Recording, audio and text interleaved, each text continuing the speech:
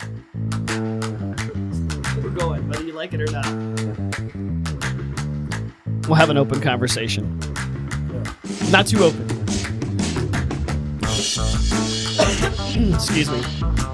I don't think we didn't record last week, did we? No. So it's been a while. No, I don't. I would say I've missed you. Just kidding. Sorry. I'm going to start with the second thing I said to you, which is for some, I don't know why. So my brain is a tangled web of weirdness that just from day to day flips, and I see like the underbelly of it, and I'm like, whoa, I haven't thought about that in a while, or never thought about that before. And then I make it really big. Like these subjects, and some people, I think sometimes I bring subjects up to people and they're like, what are you even thinking? Like, why is that even top of mind for you? Yeah. And so I don't know why this popped up to me the other day, and I've said it to a couple people, and I think it's worth, sorry, I'm just going to make noise. I think it's worth talking about, discussing, because I think one of the challenges that I've had throughout the course of my life and career for sure, is getting to the point where I feel like I'm productive. I want to be productive. And I know how it makes me to feel to look back and say, wow, Tobey, you did something. You did something worthwhile there. And so my question was to you, and it was to a couple other people that I've talked to the last couple of days, and it's Brandy and Levi and a couple others, is can you imagine what the world would look like? then I kind of, you can extrapolate that the opposite direction. Intrapolate it? Well, is that what it would be called? Intrapolate? I don't know. That's I just made up a word. Yeah, I know, right? I'm thinking, I don't know what it is. Take it the other direction. What my life would look like, what my family's life would look like, what my business would look like if everyone on the same day said, you know what, today let's just give it. Let's try. And I said it that way, and that sounds so silly because you think, well, don't we try? And I think if I'm reviewing my day and I'm like, how hard did I try today? And I'm honest, and I'm brutally honest with myself. There's a lot of days where I'd be like, Tobey, you suck. You are just no good at all. You didn't try nearly hard enough. And I think and that means different things to different people, but what would happen in my life if every day I got up and said, Tobey, today give it your all. Kind of and it's the reason why I love reading Chambers, by the way. My utmost for his highest. My utmost for his highest is the title of the Chambers devotional, Oswald Chambers. And I think, what if I gave my utmost? What if my family all decided together, we're going to really try. We're going to try to understand each other and work hard for each other and sacrifice for each other. We're going to try to work at work, at our jobs, our occupations, whatever, as much as we can to be really fruitful, right? I'm going to try in my relationships. I'm really going to try. Like, what if we could do that? What if I could do that? What if my family could do? What if our community could do that? What if the church could do that? And I said to Levi, I said, the world would be a different place tomorrow. Literally tomorrow. And I'm not being hyperbolic. Literally tomorrow would be a different place. And then why don't we? What is it? I mean, is it just our flesh? Anyway, so I threw that. I know it's a huge question. In my mind, it is. Maybe people are looking at me and thinking, or listening, thinking, well, Tobey, what's wrong with you? Why do you even think stuff like that? But take that and tell me your. No, I mean, the first thing I think about is, there's a difference between productivity and busyness.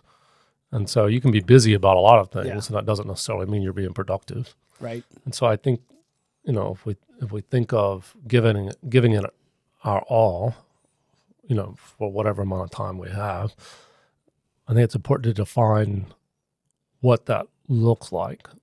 So what is my day? What are the goals for my day that would define? Because I can be busy all day long and not accomplish anything. That's a really good point. Just waste time. Yeah. And feel like I've, done something, but in reality, I haven't done anything of value. Yeah. But I also think if I'm to sit back and identify each day some key goals or key aspects of what I want to do and how I intend to accomplish that, that helps me to look back at least to see that I've actually made progress, because my thought would be, in terms of giving it 100%, the reason for giving it 100% is to actually accomplish a goal, to achieve something versus just Right.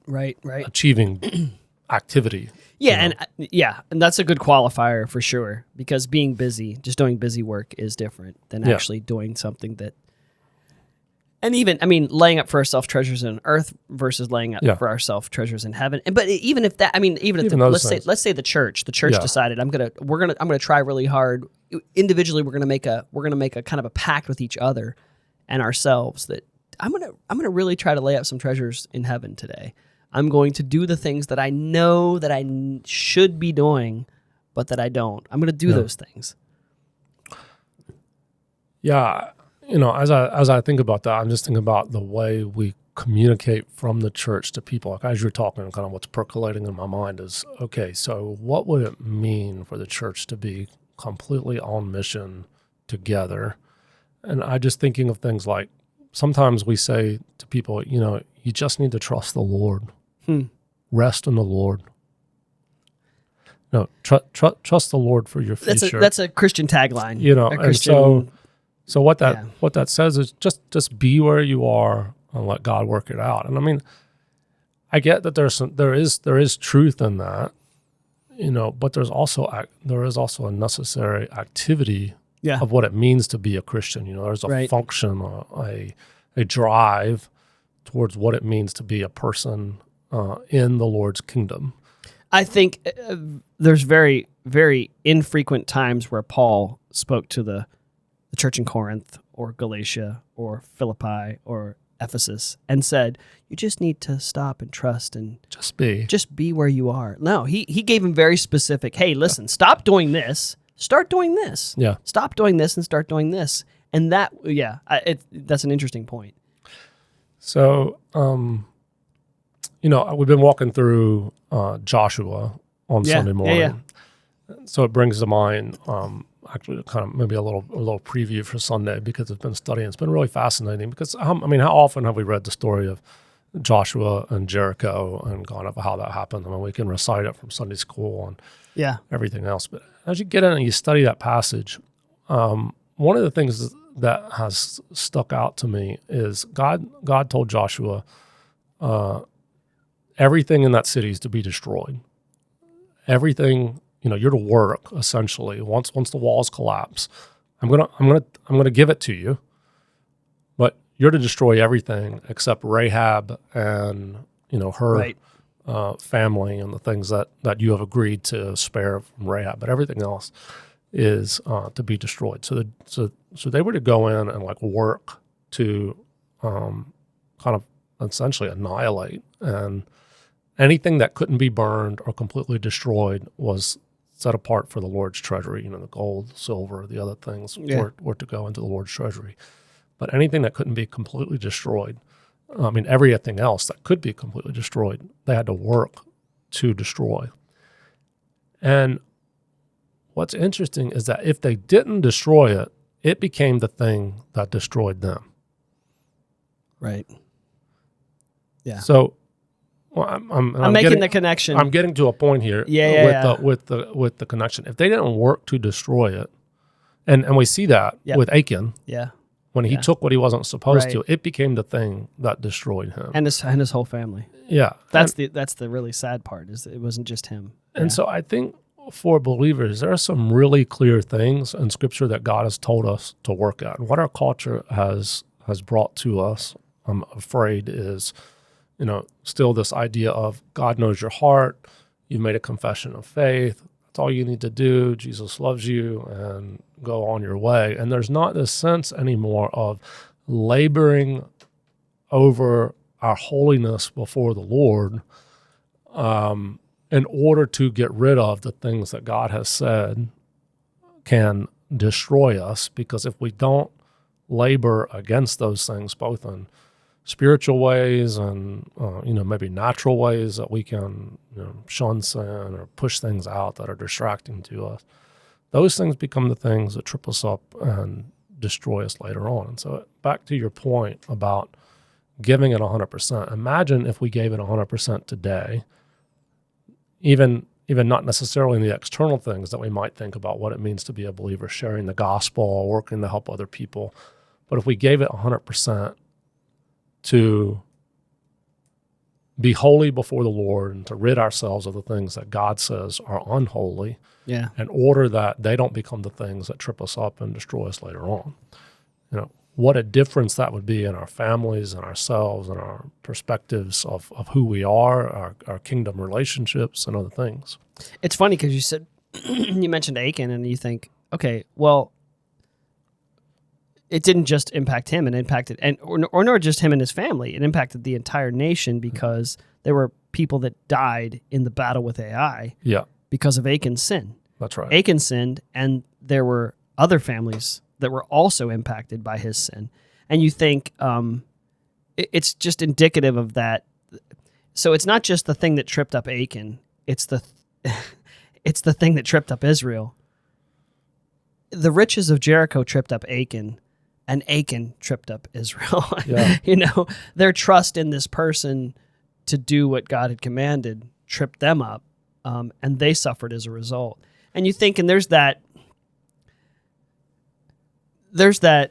and I hate to, I don't like thinking about it. Like, the mistakes that I make don't impact just me. The things that the times where I fail to lay down my own self-interests and my own desires, that doesn't just impact me. That impacts everyone around me. There's this constant ripple of the things, the decisions I'm making, both good and evil, that ripple out.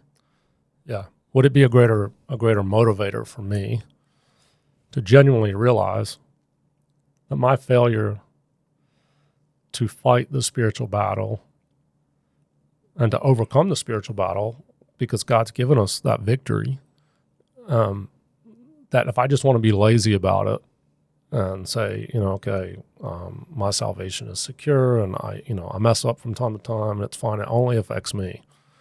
That's one perspective. But if I realize that, hey, my life, what I do, what I choose to do, the sins that I choose to tolerate, don't just affect me. They affect you and your family. Yes. Yeah.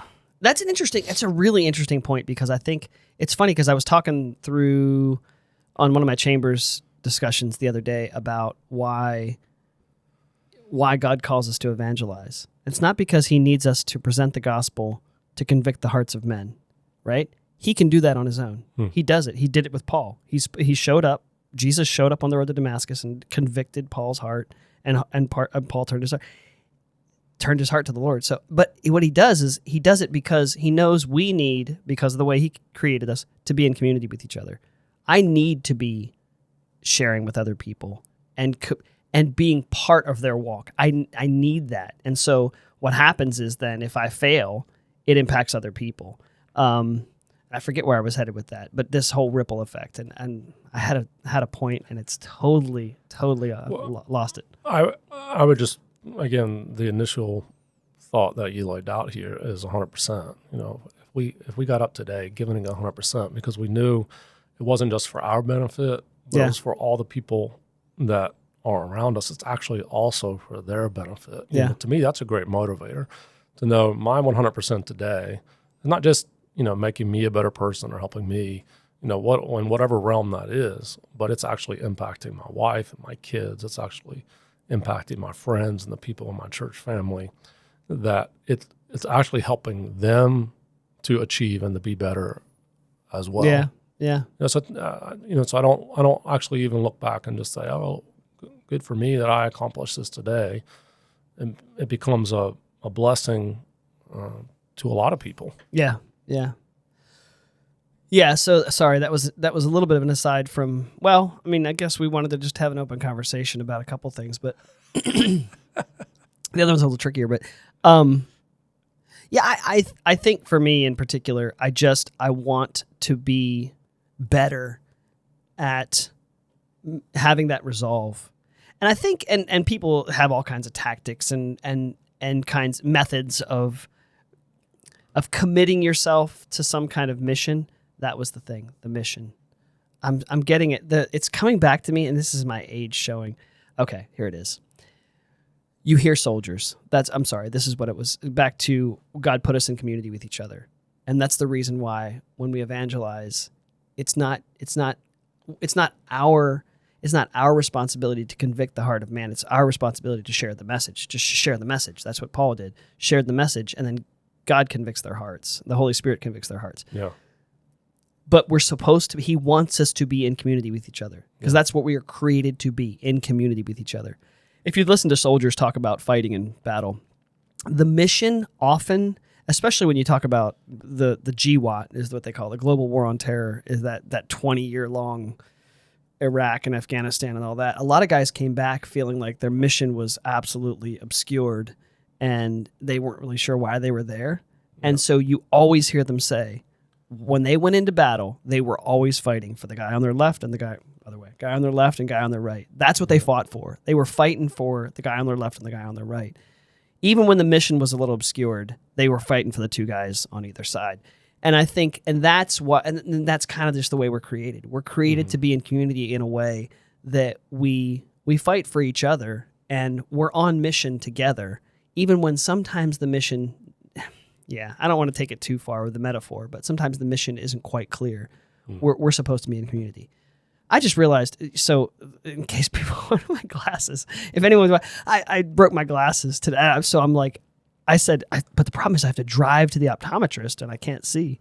I can see. I'm all right, but sorry, that's a total aside. I'm not wearing glasses because I broke them. And now I have to wait that's a total frustration. I wait for glasses to be shipped because they won't. Check this out. I'm sorry. I got to just gripe for a second. I just wanted to get the frames. Just the frames broke. And so I want to get the frames. I got the frames from an online resource, and then I had the lenses made, my last prescription here locally. So I go onto the online thing, and I'm like, I just want to order the frames. Well, you can't just order the frames. You have to order the frames. Well, it says, the frames, and you can get expedited shipping. They could be here by Monday. Okay, great. But then you have to select lenses, and I'm like, I don't need lenses. I just want the frames. And so, I know, sorry. So I go through and it says, I can just get regular, non-prescription lenses. The problem is by the time I get to the end with the non-prescription lenses, I'm paying a few dollars for them. But now I can't get expedited shipping because they have to cut the lenses, which I'm going to pop out of the frames. And I thought, man, sometimes I feel like solutions are so much simpler, but you just can't get there. Yeah. We'll talk about parenting here in a second.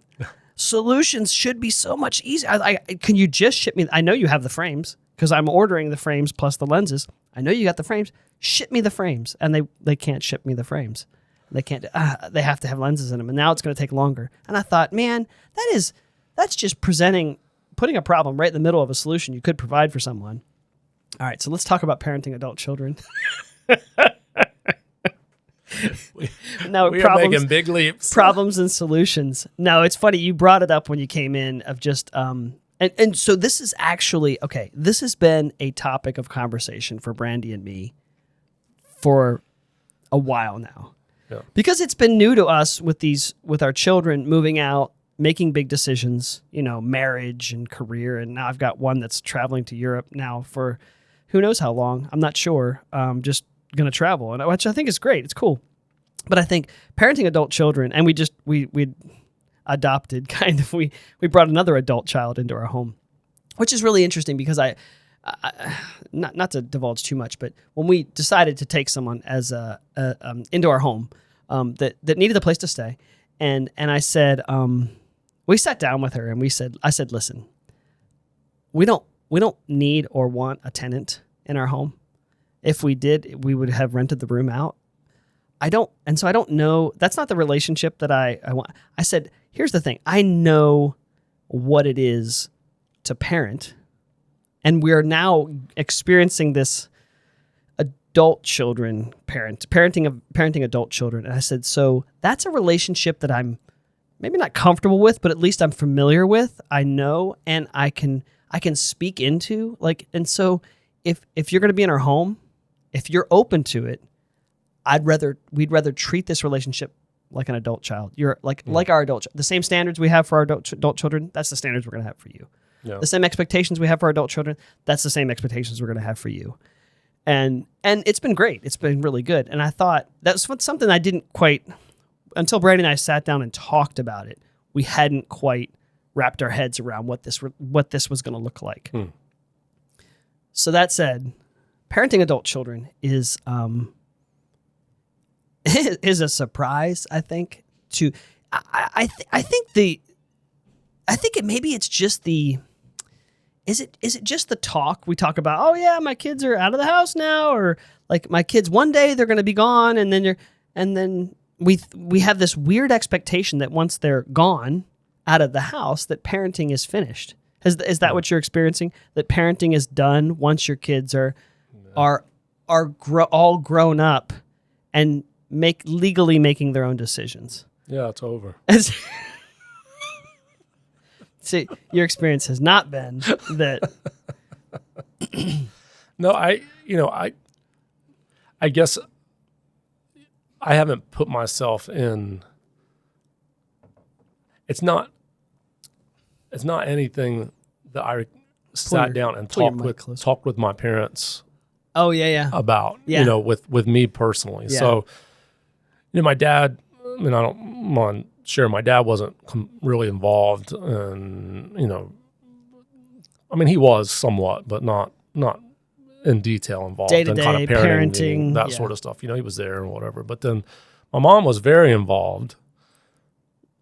But now that it's with adult children, I'm trying to go back and think, what was it like with me? What were my perception of that, which could be wrong. What my perception is, what I recall was from my parents, it was very laissez-faire, just kind of hands off. And that's my perception too. Mine. Yeah, you're doing, and I just kind of telling them what I'm doing and that sort of thing. And but now that my kids are kind of at that age, I'm thinking I can't. And so, I know there's this aspect of trusting God and saying, okay, Lord, they're your children first. Mm-hmm. And I'm trusting you with your children.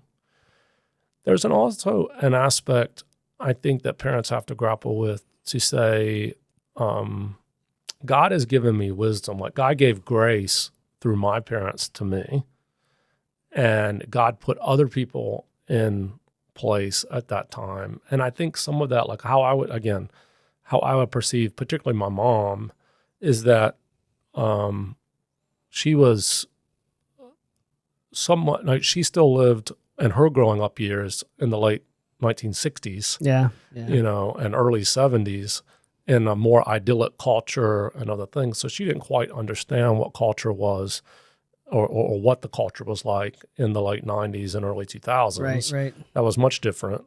And so it was a little bit, she approached it from a little bit, more of a naive perspective. That's all of us, by the way. Yeah. It's every parent in every generation. And we're naive of what our kids are facing. Right. So, things like that I would not have. So my oldest son, we were talking the other day, and he's like, yeah, I have a subscription to ChatGPT. And he said, I talk to it on the way to work, just like I'm talking to another person. And I just, things that I want to know about and things I want to talk about. He said, it's just an ongoing conversation. And to me, that's like, wait, what? I don't even how can you even think to have a conversation with a thing, and he just blew my mind. He let me listen to it. Interesting. And the thing actually, he was showing us, it will take breaths like a real person. It will kind of whatever. And it's and remember when we talked about this before and when we discussed this before. And so it's a different world that now I'm naive to. Yeah. And so I have to trust the Lord to take care of the things I'm naive to. But I also think there is a responsibility for the wisdom that I've learned to impart that. Yeah. And through experience. Yeah. Impart that to my kids in a way that's winsome to them, that's not off-putting or, makes them feel like, oh, here's dad giving me an hour lecture again. Well, that's an interesting point. That's an interesting part of parenting adult children is that the fact that you don't have the context for the the granular issues they're dealing with. Yeah. You don't have the context for that because we didn't have it. That the things AI, I mean that blows my mind. It makes sense to me now that I know what AI does and large language models and what they do.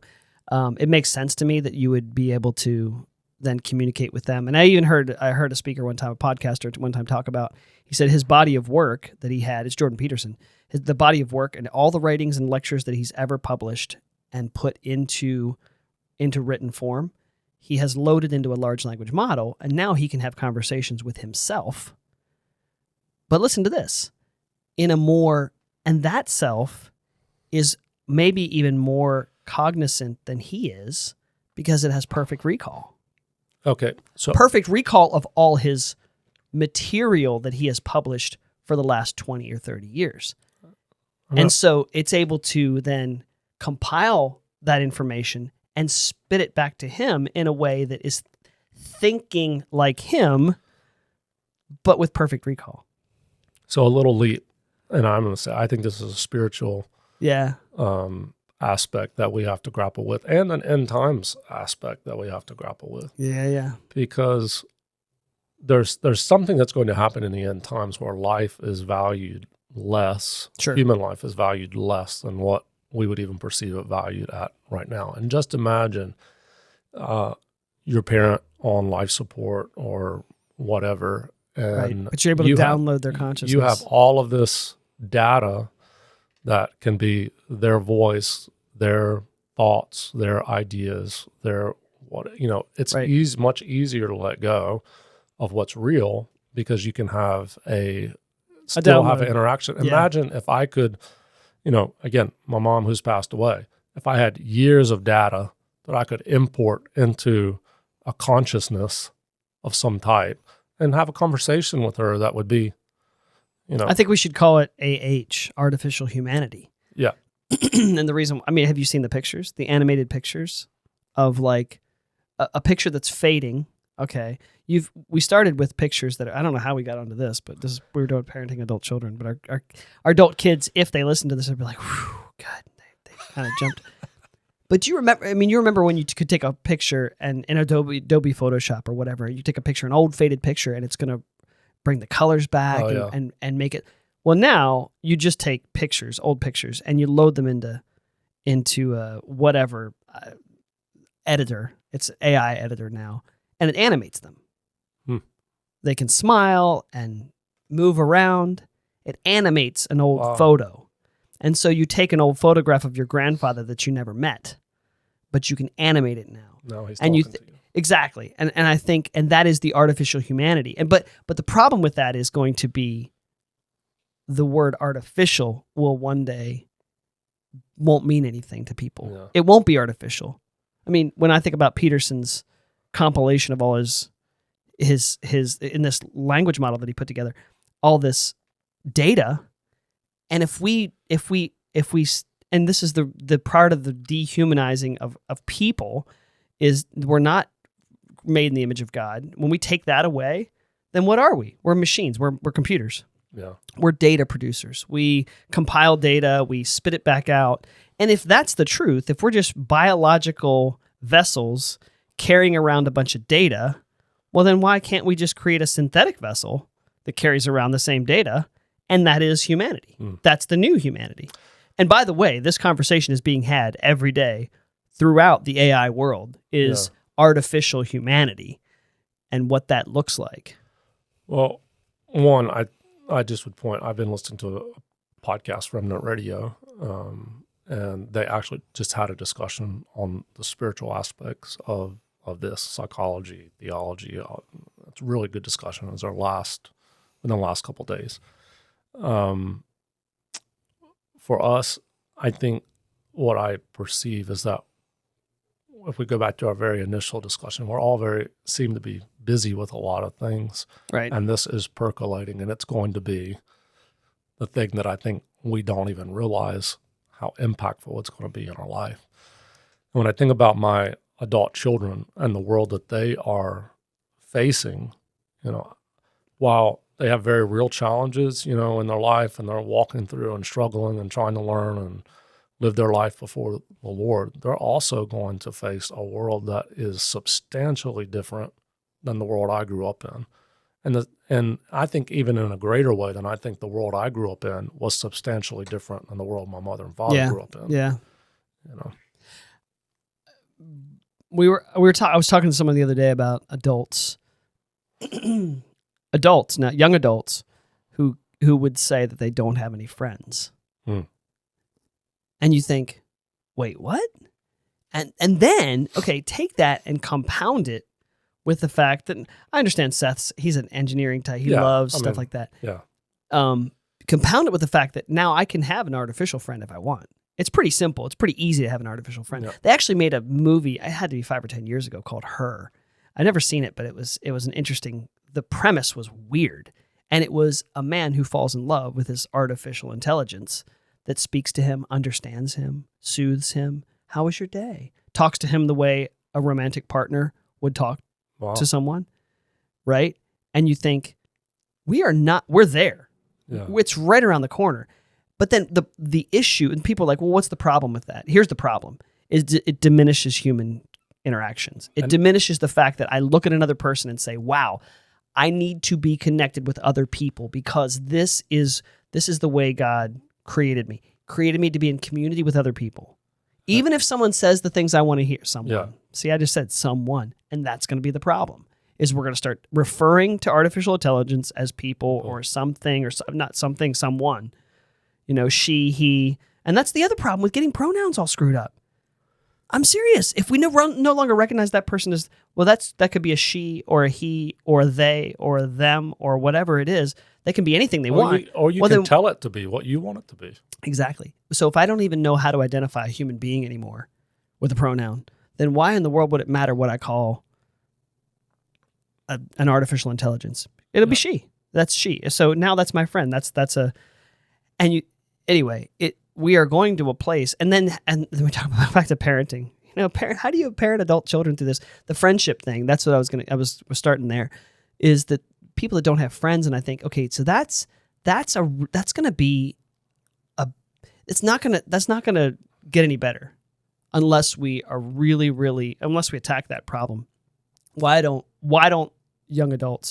some young adults have friends? Why don't they have friends? What has kept them from forming the relationships that I did when I was a kid? And I said to Brandy this morning, I said, we were raised in a time and a culture and technology even that it was not really conducive to being alone and doing. I mean, we had to find things to do. Just our natural curiosity as children and as teenagers, that natural curiosity and energy lent itself completely to going and finding friends to do stuff with, to be with, to interact with, to talk to. But now if I can talk to a friend on the way to work in the car, right, that's not actually there, that's going to be a real problem. Well, I think our generation... I say problem. Other people would say, oh, no, it's just an advancement. I think our generation, I mean, I don't want to hold it out, but it is unique in a little bit in that we're a crossover generation. You know, we're born into a society where technology was not very widespread, at least in the way that we see it today. Yeah. You know, phones were still attached with a wire to the wall. There wasn't internet and other things that came along. So we kind of experienced that rapid change. And so in some ways you're able to kind of sit back and look at it from perspective, whereas most of, even 20 and 30-year-olds have very little experience with no technology, no internet, not having things at your fingertips. I mean, I remember, high school, I was still taking typing class, like on a typewriter. It was just a switch to computers at that time. So I think there is some perspective that our generation can bring, can kind of still reach back to a time when you see relationships were important and people. And that goes back to, even the very beginnings of this podcast where we're talking about relationships being important and not neglecting physical relationships because it impacts things. I mean, as you said, you're talking about the guy with a romantic relationship with artificial intelligence. Well, you can say all the things you want to an inanimate object, but there's nothing that's going to produce children in that relationship. Well, people aren't producing children anyway. Well, that's another problem. Exactly. Yeah, it's going to lead kids. to human extinction or whatever. But I think that's where the church can come in and recover God's design. And I think that is something that our young people ought to really think about. They ought I know to where think about we took a left turn, children. and I can't read that time because I don't have my glasses. What does that say? How far in are we? That recording time? 35 minutes. Okay. All right. I thought it said 50. I see. I can't read. It's horrible. I know where we took the left turn. I was saying parenting adult children and getting some idea or being able to speak into their context. And like we can't have the same context as them as far as the technology that they've adopted as just normal because it wasn't for us. But what we can do, the same thing our parents could do for us, is larger concepts and larger life lessons, because humanity in its nature hasn't changed. Our natures are the same. I'm created in God's image just like my children are. And so my connection with the Creator, while it may not be the same, is similar to theirs. And I think that's where then parenting adult children is. I don't have to know their lingo. I don't have to know all their cultural weirdness. Is that the right word? Weirdness. Sorry. To really understand what it means to be a human being trying to connect to a creator, right? And so, then so how do we? Yeah, go ahead. Sorry. Yeah, and other human beings. And that is one of the things that and back to the friend thing that really doesn't scare me, concerns me. It really does concern me. Okay, so for example, having a married child now, and I told you, parenting adult children means now for us parenting an adult child who is married, and I think, oh, well, I've got some context for marriage, but it's different than theirs right now. But there's still, and so at what point, how much do I look at their relationship and say, oh, I can fix all their problems because I had all those problems when we were young. We had all those problems. I'll just tell them, oh, you just need to fix this and fix this. And how much do you do that? Yeah. And then how much do you take your hands off and you say, and I know it's probably similar to parenting teenage children, but yeah. Yeah, I think there's a difference when marriage comes into play. Yeah. Because the Bible specifically says a husband shall leave his mother and father and cleave unto his wife. So there is a distinctiveness of family unit that comes with married children. Whereas and again, I'm not there yet, so I can't speak to how easy or hard this is. But I do think with married children that there is more of a necessity to be invited in, I guess, to their challenges or other things, because they have become, in the eyes of the Lord, a distinct family unit. But I think for our unmarried adult children, that line has not been drawn, and that there is still this covering from the family of origin that is there even spiritually. And I think they have to recognize that as well. So it's something that we have to recognize and see, okay, I'm parenting adults now. That looks different than parenting 10-year-olds, 12 years old, 14-year-olds. How does it look different? Well, I think the best is when they're not walking and you just set them in a spot. That's right. And they don't move. Remember those things called bumbos? Yes. There was like a little formed hard, like not hard, but like this squishy thing. You just shove them down into it. And they could just sit I look at young parents and they're like, oh, he's getting ready to walk. He's getting ready to walk. I'm thinking, you don't know what you're in for. Yeah, it's the and beginning. then from that point forward, it's always the next thing. It's funny because Brandon and I were just being nostalgic last night. We were at a swim meet, and we have one left in swimming, and he's 15, and he's only got a couple more years of swimming, and I think then that's it. But we remember running around with 4 at a swim meet, hot Wednesday nights in Charlottesville, running around and getting them to their places and feeding them and getting all our stuff wrapped up at 9:30, 10 o'clock at night and try to head home. And so I just think how quickly it changes. But you never, and that's the other thing too, is you never stop. Your concerns, for me, with kids, and my concerns were, are they fed? Are they comfortable? Is he cold or hot or something? Are they, make sure they don't fall in the pool or whatever? I don't know. Those concerns were mostly physical and easy to fix. Yeah. Right? And the older they get, the harder it is to fix. Yeah. Or even address their issues, the issues that they have. And then with adult children in particular, it becomes you're not expected to fix anything. That's not the expectation, to fix it, to reach in and fix it. And but that's what I did when they were younger. I fixed their stuff, right? And so then the expectations change. Yeah, and you watch behaviors in adult children that become, or that at least you perceive become indicative of character, for good and for bad. Yeah.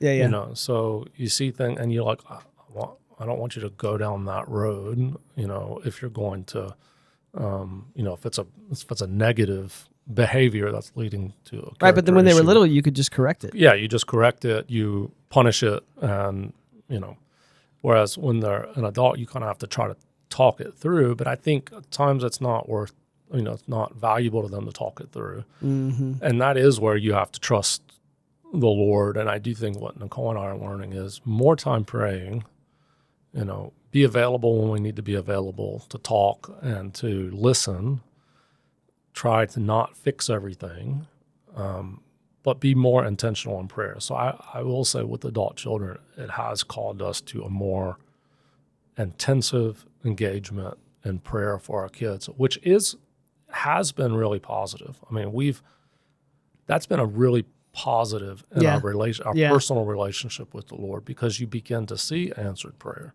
And again, I know that there's families who, labor over kids who have gone, we'll say gone astray or whatever, and they continue to pray for them and seek the Lord. But even in that, there is an ability to trust the Lord, trust in the Lord for His grace for our adult children. So, and I would say one more thing, and I'll jump in. I think adult children have a responsibility to continue to respect and honor their parents. That's a lifelong commandment. And sometimes that means entertaining and listening, Yeah.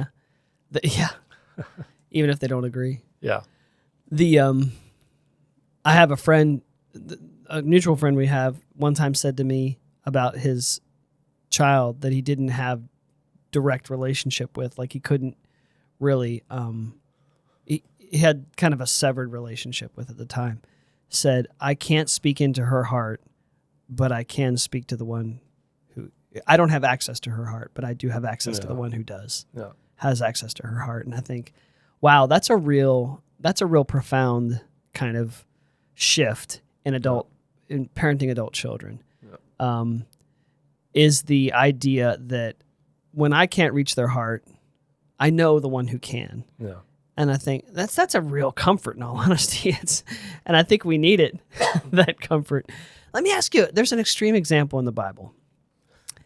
And I just wonder, what we can learn from it, if anything. And it's the prodigal son's father. What did he mess up or make a mistake by allowing his son to demand and receive his part of the inheritance and go out and squander it? Did he mess up, or was he right? I don't know that as Jesus tells the story, that he's really clear on how we're supposed to gauge the father's decisions, but I do know that he highlights the father's love and the father's restoration. The restoration seems to be the part we always think about. We always think about this restoring his son back to the family, Because the son says, "Oh no, I'm not worthy to be part of the family. I'll just be a servant." Like, because he thinks even my dad's servants, have a place at the table, right? And so, but his father restores him as a part of the family. So that restoration is what we like to think about. But I think, what all can we learn from the prodigal son's father? Like, letting the adult child say, "Hey, I'm leaving here and I'm taking my inheritance with me." And he gives it to him and he says, it probably broke his heart to watch his son go, and understanding what was probably going to happen. But I don't know if you have any thoughts about that. Well, I think obviously it was a parable. In the parable, all of the, all of the people, the characters, the things have specific meaning. And so when I read that, the Father is indicative of God the Father. Sure. And so I think if you understand that from the outset, then you understand God doesn't make mistakes. And so even in offering the inheritance when it was asked for, the blessing of the inheritance that was squandered, that wasn't a mistake on the part of the Father. I think what's interesting is when the son has squandered it and he's essentially eating out of the pig trough. Yeah. The Bible says he comes to his senses. Right. Which should be a warning to a young man or young woman. Right. That type of lifestyle will take you outside your senses. Well, yes. I'm sorry, I put words in your mouth. Well, no, I mean, I think that, that not even that there's thinking at certain times, or there could be thinking at certain times that is out of our senses, that is not wise, it is not capable, it is not thinking in a way that is honoring ourselves or honoring the Lord. And so through the whole beginning of that story, the one son was not, he wasn't using his senses. He wasn't thinking clearly. He wasn't thinking straight until he got to the very bottom of the barrel. Right. And finally realized, I could at least go back to my father's house and eat like the servants eat. And he finally comes to his senses. And that's, I think, what no parent wants to see their kid go through. Yeah. From the top of having, your full inheritance to squandering everything and getting to the very bottom of the barrel and having to scrape it up. I'm still going to welcome my kid home no matter what. Yeah. If you're coming back and you want it, whatever, I'm going to rejoice because my child has come home. But you don't want your child to go through. But I think the posture of the father through that, at least what we're told, it's not like, son, come home, son, whatever. Yeah. Son, It says he saw him coming from a long way off. Yeah. Which means he was looking for him, which I always thought was really, really an awesome. It's really funny how, I don't know when it happened, but at some point in my life, I became the father and not the son. Yeah. As I'm listening to the story, as I'm reading the story, all of a sudden I'm relating to the father and not relating to the son anymore. I used to relate to the son. Yeah. Right. And now I relate to the father. And I think obviously becoming a father changes you, changes your perceptions, and changes what that story means to me. Right. But I just think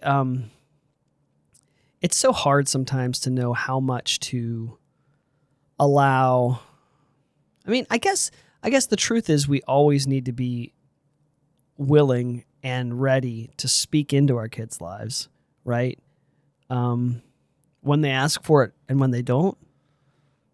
Adult children. Yeah. I guess maybe not as much when they don't ask, as our younger children, but willing and able to speak into their lives, but also just willing and able to just, trust God more to do the corrective measures when I can't be present, when I'm not present to kind of say, hey, have you thought about this? Yeah. One of the things that's been a struggle for me, but I feel like I'm maybe starting to learn it a little bit, is that every time I'm with them doesn't have to be a teaching moment. Even when I see it, even when I'm, it doesn't have to be, okay, I can hold that back. I don't have to say that. Right. I don't have to comment on that. I don't have to push back on that. I think at the right times, it's necessary to press in. But I've probably made more errors speaking when I should have just kept it in. Yeah. So that the times when I feel like the Lord's move to speak is more significant, and doesn't kind of get collapsed with, oh, that's just Dad lecturing me again. You ever seen the Kung Fu Panda? The Kung Fu Panda scene where he says, "Oh, my old nemesis, stairs," and like the stairs are up into the temple. I think for me, it's, "Oh, my old nemesis, listening." It's so hard for me sometimes to just stop and just listen. And I think that's one thing we noticed and thank goodness for a wife who, as my kids reached their teenage years, who was willing and had the open door to go in and just sit beside them on their beds as they just kind of meandered through their thoughts at night. Because I was always beat, and she was too. But she would sit there and listen to them and and come and tell me the next day they had a great conversation. Yeah. And I'm like, I was snoozing. I'm just not built for that. But I think there are times where I just need to, especially with my adult children, I think you're right. I think it's just knowing how to listen better, probably. Yeah. Yeah, it's good stuff. My kids have told me at times when I thought they weren't listening, we were listening. Huh. And so that's good to know and good to hear. But again, I think the onus is on me at times to do a better job of, again, every moment doesn't have to be a teaching moment. Sometimes it's just a moment of being present. Yeah. And that's hard. It's hard when you have experience of seeing a lot of train wrecks in other people's lives. And I have shared that with my kids before. I said, you have to understand the perspective where I'm coming from. You become overly protective. Yeah. You see where these things can lead to, and I want to prevent you from going down that path. And, again, trusting the hand of the Lord to guide every, that would just be what I would say again. For me, every moment doesn't have to be a teaching Are there moment. any, the prodigal son's father, obviously then there's also the example of the son who lived at home, right? And that son, and how he even though he was always covered by the father's blessing, didn't quite appreciate it or understand what he had. Are there any other biblical examples you think of when you talk about parenting adult children that are not anecdotal, tragedies? Because there's so many. I think about parenting adult children. I think about Eli the priest, and I'm like, oh, no, that's not a good one. I think about David, and I'm like, oh, David's no. There's the adult. You see adult children, David. Are there other examples of great? One that I would say is, Noah. Noah had 3 sons who followed him onto the ark, and it seems that Noah, for the most part, did a decent job. I don't know. Until Noah got off the ark. I know, right? And then Ham becomes the cursed one. And maybe I'm wrong. Maybe that's not a good example. But no. Parenting adult children. When you think about it, you think, what are your examples that you would of people who have done it well? Does it just never turn out well? Is that what we're supposed to think? Give me a great example here, Robert. Yeah, I'm blanking on in Scripture, right. But you see people who certainly were raised in, in cultural traditions that honor the Lord. Obviously Paul's parents had to teach him something and provide something for him. Obviously he was zealous in essentially the wrong ways until he met the Lord, but he was certainly zealous about the things of the Lord. Yeah. When we don't know much about that, about him, his parents or whatever, right. You see Mary and Joseph. There you go. That was a good one. Abraham and Isaac. Isaac is a decent example of someone who I think Abraham, for the most part, did a pretty decent job, I guess, of helping Isaac understand. And that's very flawed. You think trying to... That's the encouraging part, is because I know I am. Yeah, just his life is very flawed. You see, Moses, the way he raised his children. I mean, they weren't the ones who were anointed as leader, after him. Samuel, the same thing. That's why Israel wanted a king, was because Samuel's sons didn't walk in his ways. And that's I'm sorry, that's disheartening. It's disheartening because Samuel saw, Yeah. not Saul, Samuel saw, SAW, what happens when a leader in the church, Eli, didn't train his children up or correct them when they were wrong. And I would say we do have to be careful about always putting on the parents' training. That's not. Well, Samuel was responsible for at least correcting them. Sorry, Eli. Yeah. Eli was judged for the sins of not his sons. Correcting. Yeah, sorry. His sons. But I do think, it's not always bad parenting that yields children and challenge. Yeah. Not every child Agreed. is a blank slate. I mean, children are not a blank slate when they come into the world. I mean, we know this. They've got personalities. Yeah. And, very early on, that becomes very, very evident. And some personalities are more bent towards, destructive behaviors or sinfulness or other things, But a lot of times it is parenting. Yeah. It is bad parenting that doesn't give children the tools to be able to manage and overcome sinful behavior. The one thing I would say, kind of just to put a bow on it, is that there's very few things that can bring a deeper heartache to a parent than seeing their children struggle, right? But there's also, I don't know that there's anything that can really bring a more profound joy to a parent than to see their child thrive. Yeah, I agree. Yeah. So that's a unique relationship that I'm really thankful for. I only get 4 whacks at it. You get 7.